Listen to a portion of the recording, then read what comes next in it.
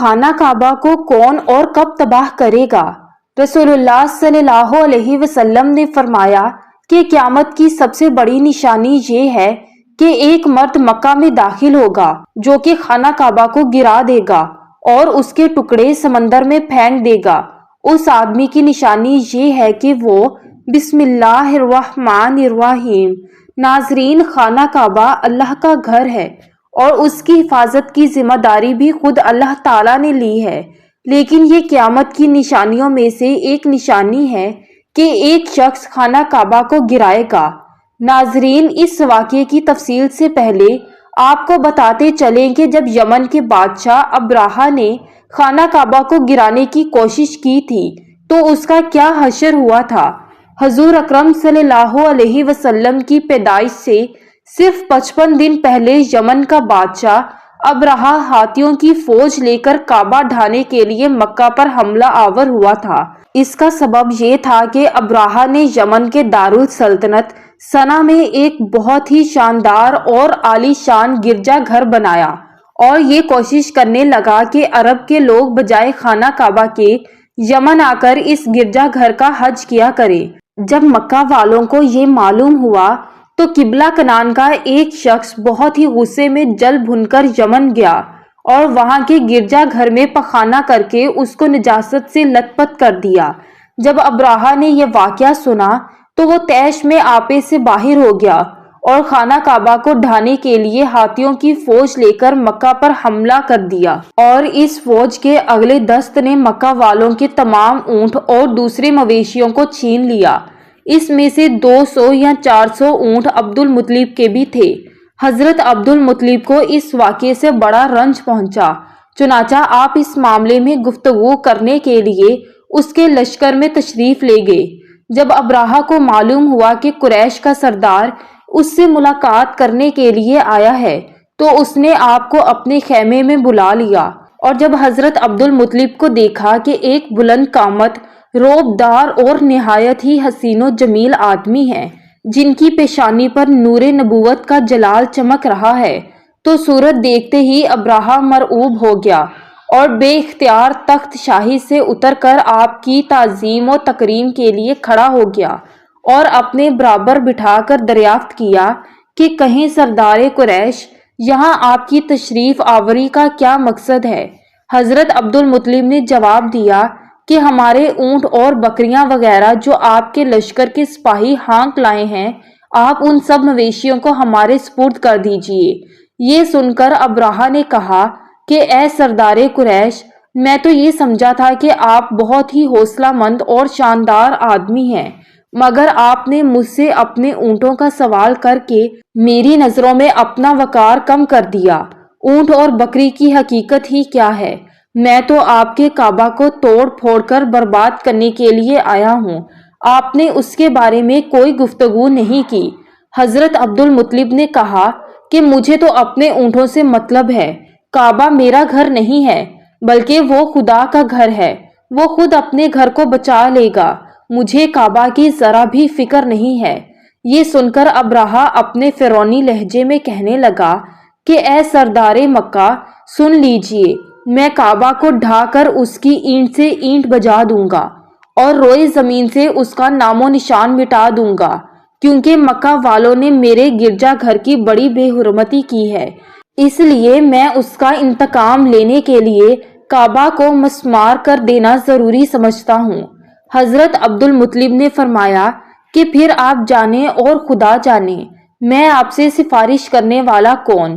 اس گفتگو کے بعد ابراہا نے تمام جانوروں کو واپس کر دینے کا حکم دے دیا اور عبد المطلب تمام اونٹوں اور بکریوں کو ساتھ لے کر اپنے گھر چلے آئے اور مکہ والوں سے فرمایا کہ تم لوگ اپنے اپنے مال مویشیوں کو لے کر مکہ سے باہر نکل جاؤ اور پہاڑوں کی چوٹیوں پر چڑھ کر چھپ کر پناہ لو۔ مکہ والوں سے یہ کہہ کر بھی خود اپنے خاندان کے چند آدمیوں کو ساتھ لے کر خانہ کعبہ میں گئے اور دروازے کا حلقہ پکڑ کر انتہائی بے قراری کے ساتھ دربار الہی میں اس طرح دعا مانگنے لگے کہ اے اللہ، بے شک ہر شخص اپنے اپنے گھر کی حفاظت کرتا ہے، لہٰذا تو بھی اپنے گھر کی حفاظت فرما اور سلیب والوں اور سلیب کے پجاریوں کے مقابلے میں اپنی اطاعت شاروں کی مدد فرما۔ حضرت عبد المطلب نے یہ دعا مانگی اور اپنے خاندان والوں کو ساتھ لے کر پہاڑ کی چوٹی پر چڑھ گئے اور خدا کی قدرت کا جلوہ دیکھنے لگے۔ ابراہہ جب صبح کو کعبہ ڈھانے کے لیے اپنے لشکر اور ہاتھیوں کی قطار کے ساتھ آگے بڑھا اور مقام مخمس میں پہنچا تو خود اس کا ہاتھی، جس کا نام محمود تھا، ایک دم بیٹھ گیا۔ ہر چند مارا اور بار بار للکارا مگر ہاتھی نہیں اٹھا۔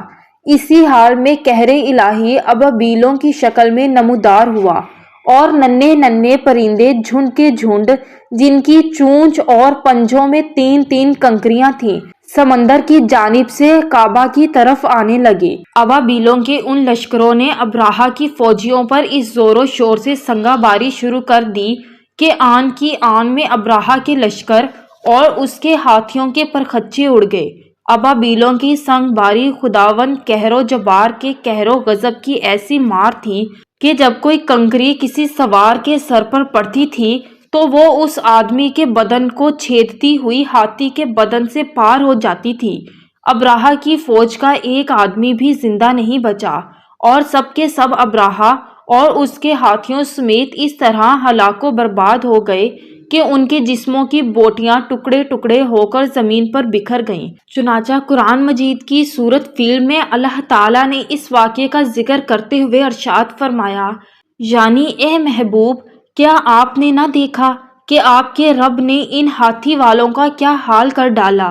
کیا ان کے داؤں کو تباہی میں نہ ڈالا اور ان پر پرندوں کی ٹکڑیاں بھیجی تاکہ انہیں کنکر کر کے پتھروں سے ماریں تو انہیں چبائے ہوئے بھوس جیسا بنا ڈالا۔ جب ابراہہ اور اس کے لشکر کا یہ انجام ہوا تو عبد المطلب پہاڑ سے نیچے اترے اور خدا کا شکر ادا کیا۔ ان کی اس کرامت کا دور دور تک چرچا ہو گیا اور تمام اہل عرب ان کو ایک خدا رسیدہ بزرگ کی حیثیت سے قابل احترام سمجھنے لگے۔ تو ناظرین، اب آپ کو اس واقعے کے بارے میں بتاتے ہیں جو قیامت کے نزدیک پیش آئے گا اور جس کے بارے میں حضرت محمد مصطفیٰ صلی اللہ علیہ وسلم نے فرمایا تھا۔ اللہ پاک کا آپ صلی اللہ علیہ وسلم پر خاص کرم یہ ہے کہ آپ صلی اللہ علیہ وسلم کو اللہ پاک نے تمام علوم عطا فرمائے جن کا تصور ہمارا انسانی ذہن کبھی نہیں کر سکتا۔ جو بات ہمارے نبی صلی اللہ علیہ وسلم نے فرما دی وہ پوری ہو کر رہے گی۔ اللہ پاک ارشاد فرماتے ہیں، اور وہ کوئی بات اپنی خواہش سے نہیں کرتے، وہ تو نہیں مگر وہی جو انہیں کی جاتی ہے۔ اللہ کے علم کے سمندر کے مقابلے میں آپ صلی اللہ علیہ وسلم کا علم ایک قطرہ ہے، مگر آپ صلی اللہ علیہ وسلم کا یہ قطرہ تمام مخلوق کے لیے ایک سمندر کے برابر ہے۔ یہ بات سچ ہے کہ ہم آپ صلی اللہ علیہ وسلم کے علم کے بارے میں اندازہ نہیں لگا سکتے۔ اللہ کی ذات تو بہت ہی وسیع ہے، ہم اس کا اندازہ کس طرح لگائیں گے؟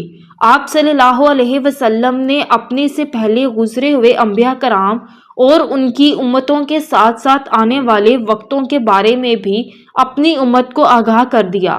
محدثین اور مفسرین کا کہنا ہے کہ جب قیامت قریب آنے والی ہوگی تو خانہ کعبہ کو گرائے جانے کا واقعہ پیش آئے گا۔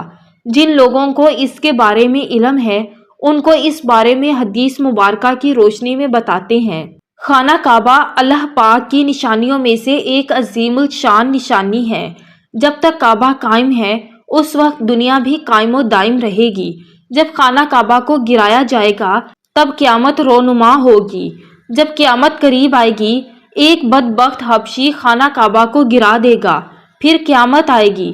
اس کمینے حبشی کے بارے میں آپ صلی اللہ علیہ وسلم نے ارشاد فرمایا، اس حبشی کی شکل و صورت ایسی ہوگی کہ وہ چھوٹی پنڈلیوں والا حبشی خانہ کعبہ کو گرائے گا۔ جبکہ بخاری شریف میں لکھا ہے کہ آپ صلی اللہ علیہ وسلم نے فرمایا، گویا میں اس حبشی کو دیکھ رہا ہوں، وہ کالا اور چوڑی ٹانگوں والا ہے، کعبہ کے پتھر اور اینٹوں کو اکھاڑ اکھاڑ کر پھینک رہا ہے۔ بخاری شریف میں ہے کہ جب قیامت قریب ہوگی، حضرت عیسیٰ علیہ السلام کے پردہ کرنے کے بعد جب لوگوں کے سینوں سے قرآن پاک اللہ اٹھا لے گا تو اس کے بعد وہ بدبخت حبشی خانہ کعبہ کو گرائے گا۔ اس حدیث میں افج لفظ کا استعمال ہوا ہے اور افج وہ ہے جو اکڑتا ہوا چلے یا چلنے میں اس کے دونوں پنجے نزدیک رہیں اور دونوں ایڑیوں میں فاصلہ رہے۔ وہ حبشی مردود جو قیامت کے قریب خانہ کعبہ کو ڈھائے گا وہ اسی شکل کا ہوگا۔ دوسری روایت میں ہے کہ اس کی آنکھیں نیلی، ناک پھیلی ہوئی ہوگی اور پیٹ بڑا ہوگا۔ اس کے ساتھ اور لوگ ہوں گے، وہ کعبہ کا ایک ایک پتھر اکھاڑ ڈالیں گے اور سمندر میں لے جا کر پھینک دیں گے۔ یہ قیامت کے بالکل نزدیک ہوگا۔ یہاں یہ بات بھی ذہن نشین رہے، ان قیامت کی نشانیوں سے متعلق روایات میں چند ایک معاملات و شخصیات کو چھوڑ کر ان کا ظاہر ہونے کا وقت، حالات، شخصیات و اقوام عالم کا معاملہ کافی نامعلوم ہے اور واضح نہیں ہے کہ اس پر کوئی حتیٰ رائے دی جا سکے کہ کب کون کیسے خروج کرے گا وغیرہ۔ آج کل کے سیاسی تناظر میں لوگ اور اکثر علماء کرام بھی یہ سمجھ رہے ہیں کہ قیامت صرف چند سالوں میں آنے والی ہے۔ کعبہ اور مسجد نبوی کو حبشی جنگجو تباہ کریں گے اور یہ خود زمین میں دھنس جائیں گے۔ آئندہ چند سالوں میں امام مہدی اور حضرت عیسیٰ علیہ السلام کا نزول ہو جائے گا۔ برمودا ٹرائی اینگل سے دجال نمودار ہوگا اور فتنہ پھیلائے گا۔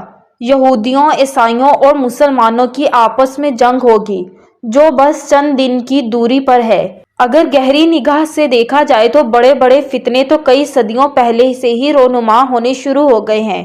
کتنے ہی لوگوں نے مہدی ہونے کا ڈرامہ رچایا، کتنی ہی دفعہ مسلمان اور یہود و نصارا میں بڑی جنگیں ہوئیں، کتنی مرتبہ قبلہ اول فتح ہوا، کتنی مرتبہ قبلہ اول پر یہودیوں کا قبضہ رہا، کتنی مرتبہ دجال نما انسان پیدا ہوئے، لیکن ان کا ذکر قرب قیامت کے سلسلے میں نہیں ہوتا۔